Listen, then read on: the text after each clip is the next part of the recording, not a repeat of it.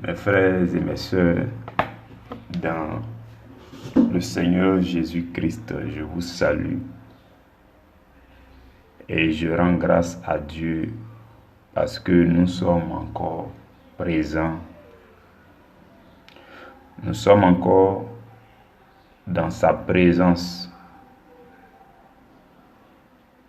De plus en plus, nous sommes assoiffés de sa présence. Nous sommes assoiffés de recevoir quelque chose de lui. Voilà pourquoi nous sommes réunis dans la joie. Le roi David dit, « Je suis dans la joie lorsqu'on me dit, allons dans la maison de l'Éternel. » Nous sommes donc dans la joie toutes les fois que nous sommes appelés dans la présence de l'Éternel, notre Dieu. Voilà pourquoi je lui rends toute la gloire. Je bénis la magnifique puissance de son esprit qui fortifie nos cœurs et qui nous attire toujours sur le chemin de la destinée parfaite.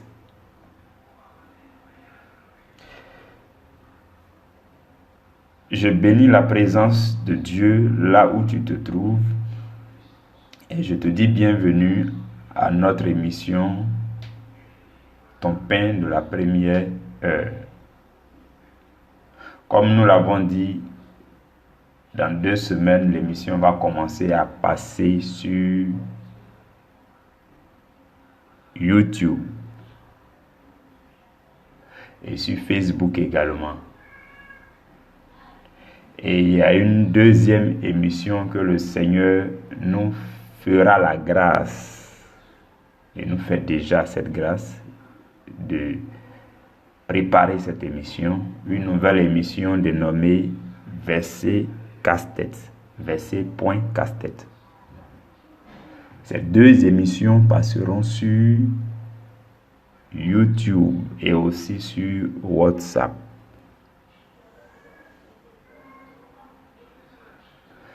Frères et sœurs,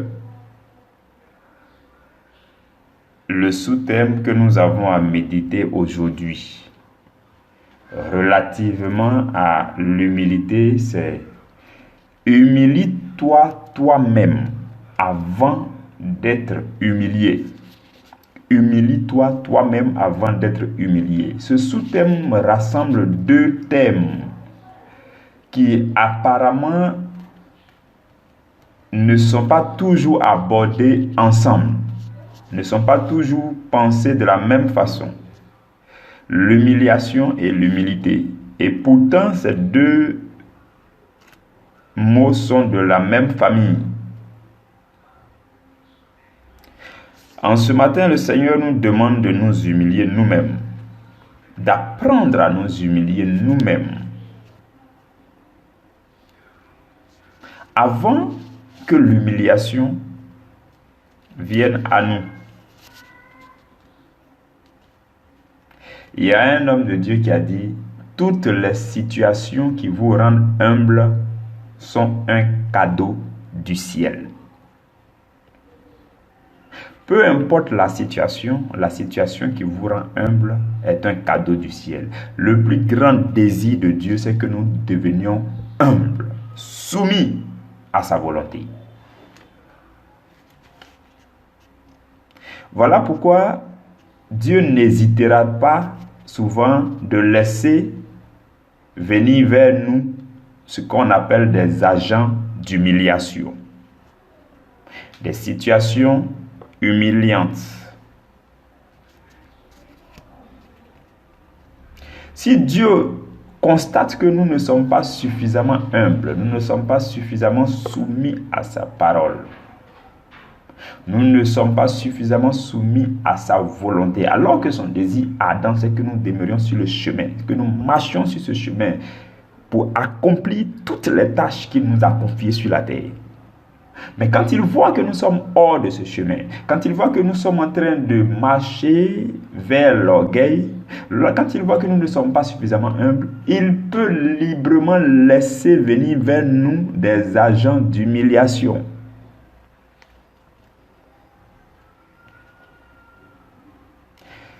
Dans le livre des Psaumes, au chapitre 119, le verset 67, le roi David dit: « Avant d'avoir été humilié, je m'égarais, mais maintenant j'observe ta parole. »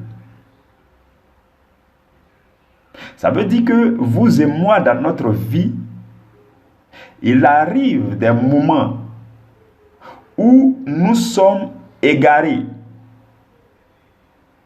où nous ne faisons aucun cas de la parole de Dieu, où la parole de Dieu n'est plus notre repère pour avancer, parce que nous nous croyons suffisamment mûrs, suffisamment matures, et nous marchons dans l'égarement. Mais le roi David dit qu'avant qu'il soit humilié, avant qu'il rencontre des situations qu'il est humilié, il était loin du Seigneur. Et il va dire encore dans ce même chapitre, au verset 71, il dit: il m'est bon d'être humilié, afin que j'apprenne tes statuts.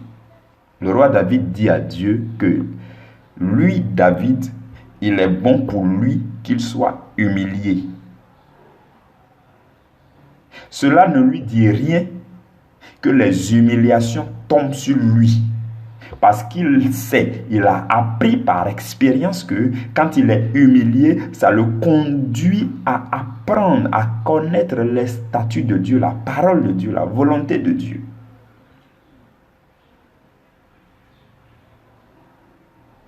Il existe des agents humiliateurs. Ce thème-là, nous allons le traiter aujourd'hui. Et nous allons le traiter encore demain. Aujourd'hui, nous allons vraiment parler en long et en large des agents d'humiliation. Et demain, nous allons rentrer dans les détails de pourquoi nous devons nous humilier nous-mêmes. La précision, humilie-toi toi-même, est très importante. Parce que nous devons décider volontairement d'appliquer à notre vie des choses qui nous rabaissent, qui nous humilient aux yeux des gens. Ainsi, l'agent d'humiliation qui devait venir ne viendra plus jusqu'à nous parce qu'il verra que nous sommes déjà suffisamment humiliés. Frères et sœurs, cet enseignement est un principe fort du royaume que chacun de nous doit appliquer à lui-même.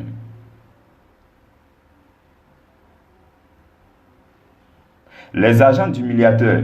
Il y a plusieurs exemples que j'ai lus à travers les livres où des grands hommes de Dieu sont morts sur des lits d'hôpitaux.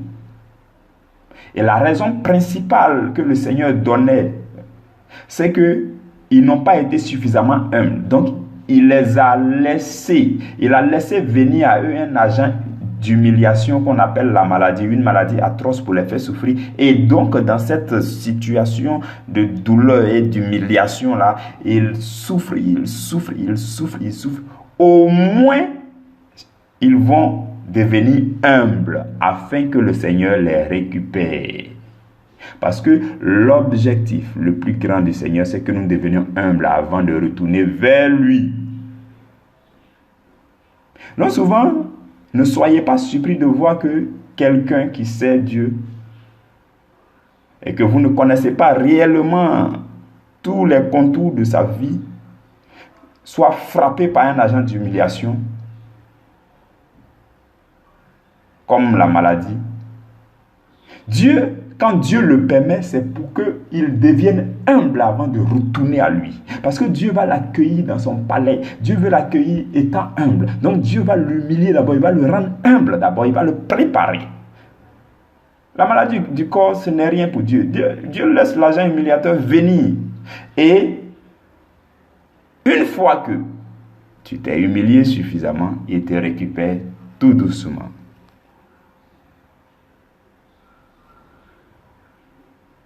Des agents d'humiliation. Des agents d'humiliation viennent afin de nous juger sur la terre. Il y a le jugement de Dieu qui s'opère sur la terre et il y a le jugement de Dieu qui s'opère après notre mort. Déjà sur la terre, les agents d'humiliation viennent pour appliquer le jugement de Dieu. Les agents d'humiliation viennent pour appliquer le jugement de Dieu.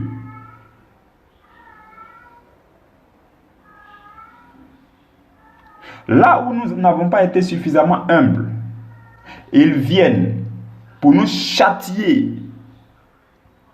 Et justement, la Bible parle du châtiment qui est très bon. Quand le châtiment arrive, la Bible dit que c'est pour les fils légitimes.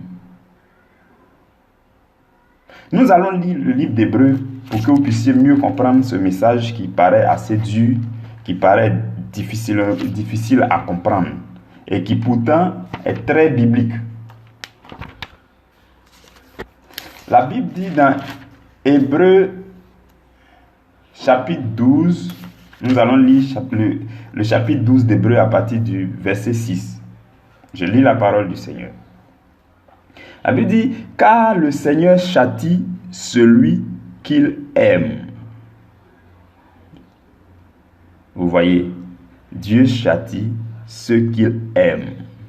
Dieu laisse les agents humiliateurs venir châtier ceux qu'il aime. Le châtiment est différent des œuvres de Satan.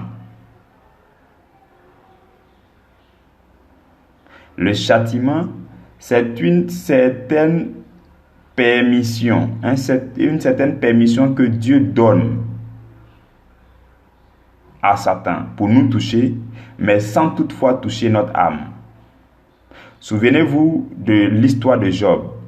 Dieu a permis à Satan de frapper Job, mais il a interdit à Satan de toucher à l'âme de Job. Quand Dieu le faisait, l'objectif pour Dieu, c'est que Job soit suffisamment humilié, qu'il devienne de plus en plus humble pour supporter la plus grande bénédiction qui allait descendre sur sa vie. C'est dans cet objectif que Dieu le fait. Mais Satan, lui, le fait dans l'objectif de nous faire mal. Dieu lui donnait une petite occasion, une petite autorisation. Ça fait partie des jugements de Dieu. Le jugement de Dieu, c'est que si nous sommes en erreur, nous soyons séparés de la présence de Dieu. Et quand nous sommes séparés de la présence de Dieu, Satan a accès à nous. Mais malgré que Satan ait accès à nous, Dieu ne lui permet pas d'aller jusqu'à certaines choses. Parce que Dieu nous aime. Et comme nous n'avons pas été suffisamment humbles, cela nous sépare de Dieu.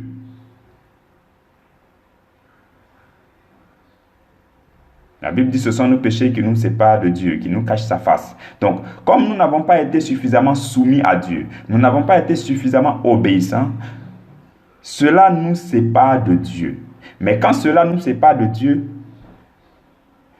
Dieu, dans son amour infini, va continuer à nous préserver en disant à Satan, « Mes enfants sont éloignés de ma présence, mais tu n'as pas le droit de les toucher jusqu'à tel niveau. » Et Dieu, en le faisant, il le fait dans l'optique de nous rendre humbles, de nous châtier, parce qu'il nous aime.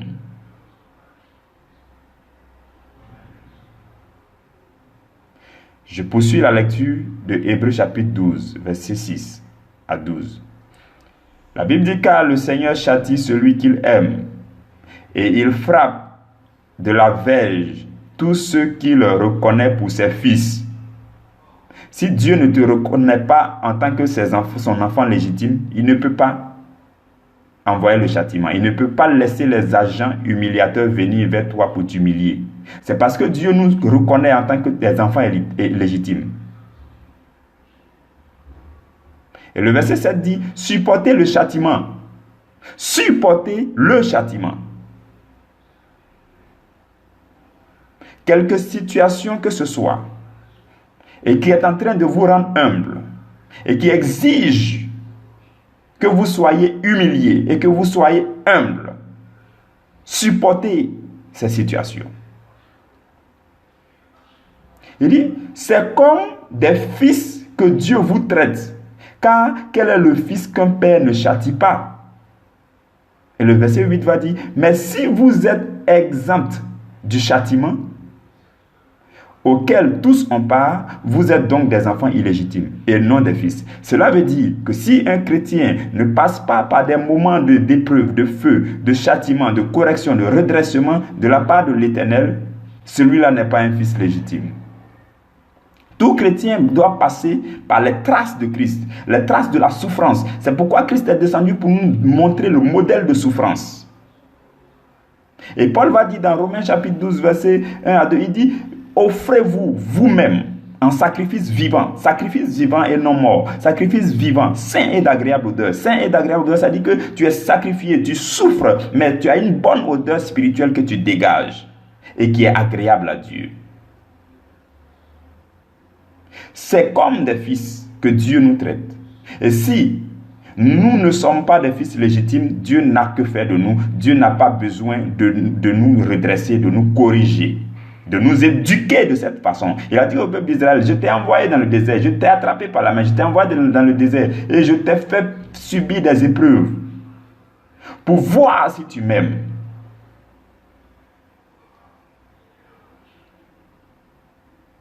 Dieu laisse venir des agents humiliateurs vers nous, dans l'optique de nous humilier, de nous rendre humbles, parce que Dieu nous veut humbles. Le verset 9 de Hébreux chapitre 12 dit, d'ailleurs, puisque nos pères selon la chair nous ont châtiés et que nous les avons respectés, ne devons-nous pas à bien plus forte raison nous soumettre au Père des esprits pour avoir la vie? Regardez ce que dit ce verset. Depuis notre tendre enfance, nos parents n'ont pas cessé de nous châtier. Nos parents n'ont pas cessé de nous corriger. Ils n'ont pas caché leur bâton, mais ils nous ont chicotés. Ils nous ont châtiés afin que nous devenions des enfants bien éduqués. Si donc nos pères, selon la chair, l'ont fait et que nous les avons respectés, à combien plus forte raison nous ne devons accepter de supporter le châtiment de Dieu afin d'être aguerris, d'être matures. D'autant plus que la croissance spirituelle est comparable à la croissance biologique. Spirituellement, on est enfant, bébé spirituel. Enfant spirituel, on boit le lait pur de la parole. Et au fur et à mesure, on consomme la nourriture solide et on devient mature.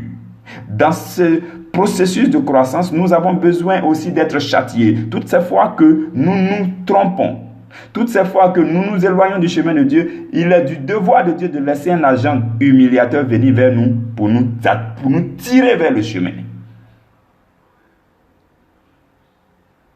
Et le verset 10 de Hébreux chapitre 12 va nous dire, nos pères nous châtiaient pour peu de choses, comme ils le trouvaient bon. Mais Dieu nous châtie pour notre bien, afin que nous participions à sa sainteté. Le désir le plus ardent de Dieu, c'est que toi et moi, nous participions à sa sainteté. Je ne sais pas si tu le comprends. Je voudrais que tu comprennes la profondeur de ce qui est en train d'être dit pour que tu puisses prendre en fair play tout ce qui est châtiment, tout ce qui est situation difficile. Parce que ces situations difficiles, ce qui fait que tu perdus là-dedans, c'est que tu murmures, c'est que tu te plains.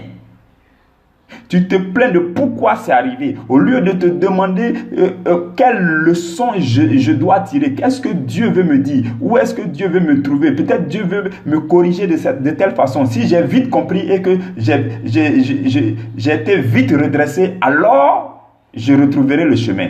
Mais comme tu te plains, comme tu te plains de pourquoi ça arrive, pourquoi telle chose t'arrive, pourquoi telle chose t'arrive. Donc, du coup, comme tu n'as pas encore compris la leçon que Dieu veut que tu comprennes, il te maintiendra là jusqu'à ce que tu comprennes la leçon qu'il veut que tu comprennes. Et alors, tu retourneras sur le chemin. Tu commenceras à vivre dans une zone de non-agression.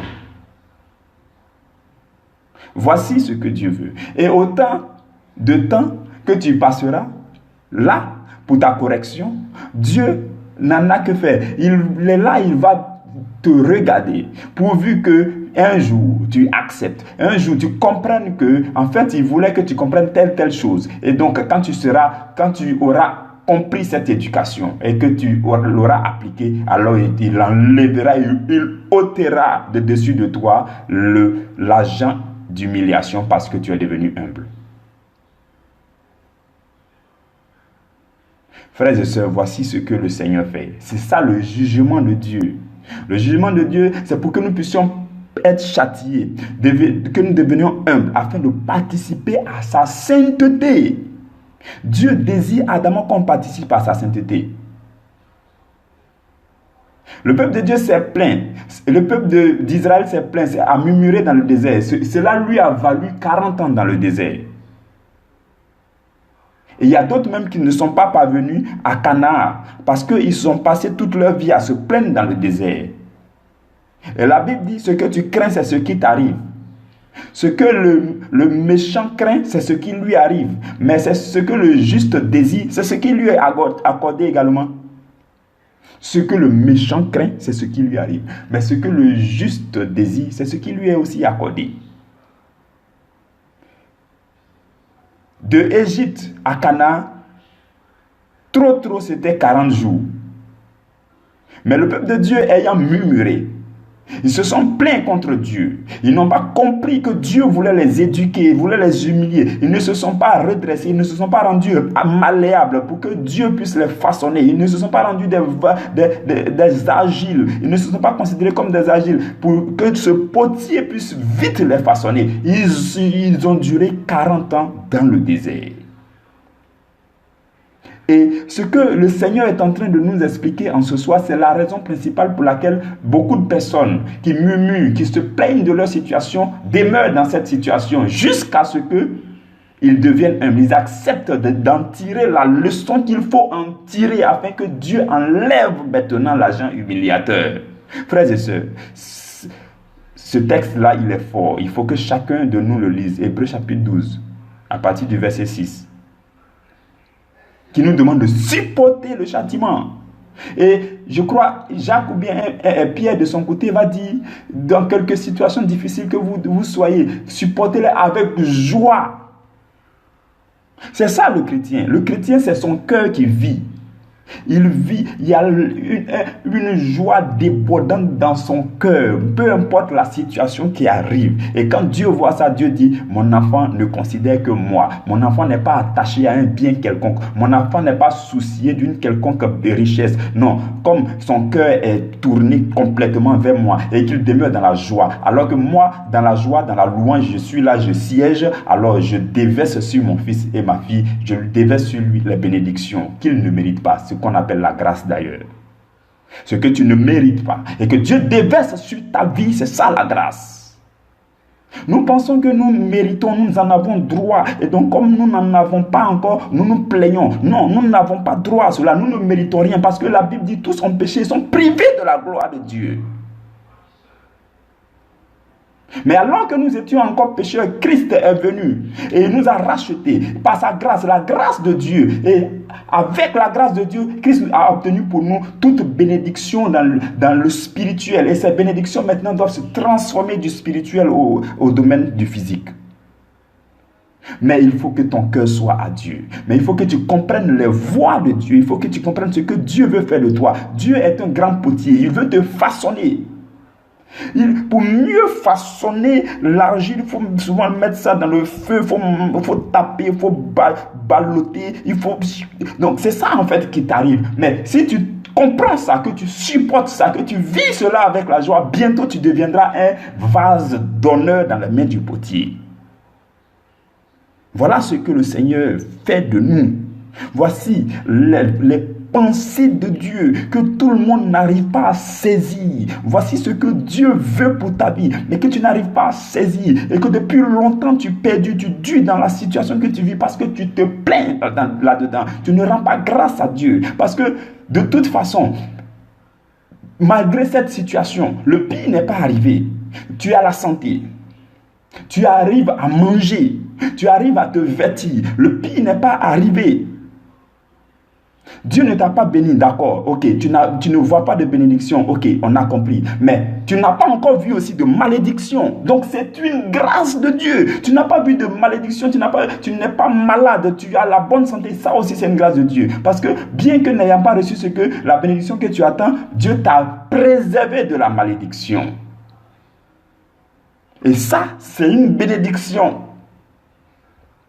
qui mérite que le Seigneur soit glorifié, chanté, adoré, que la joie anime ton cœur et que Dieu voit cette joie pour dire: mon fils, ma fille a compris, ma fille est devenue humble.